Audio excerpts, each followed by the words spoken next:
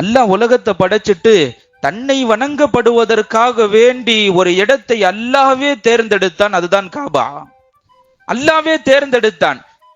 மனித சமூகத்தை நான் படைப்பதற்கு முன்னால் என்னை இவர்கள் வணங்க வேண்டும், அதற்குண்டான இடத்தை அல்லாஹ்வே தேர்ந்தெடுத்து பூமியில் ஒரு புள்ளியை வைத்தான். புள்ளியை வச்சுட்டு அல்லாஹ் மலக்குமார்கள் அனுப்புனான். அங்க போய் ஒரு முகடை கட்டுங்கள் என்று அல்லாஹ் மலக்குமார்களை அனுப்பினான். மலக்குமார்கள் வந்து அங்க பெரிய பெரிய பாறாங்கெல்லாம் கொண்டு போய் அங்க தூக்கி போட்டு ஒரு குமியல் போல் ஆக்கிட்டாங்க மலக்குமார்கள். அதுதான் காபாவுடைய ஃபர்ஸ்ட். முதல்ல காபாவை கட்டினது மனிதர்கள் அல்ல, மலக்குமார்கள். மலக்குமார்களை கொண்டு அல்லாஹ் அதை ஆரம்பிக்கிறான். ஏன்னா பாவம்னா என்னன்னே அவங்களுக்கு தெரியாது.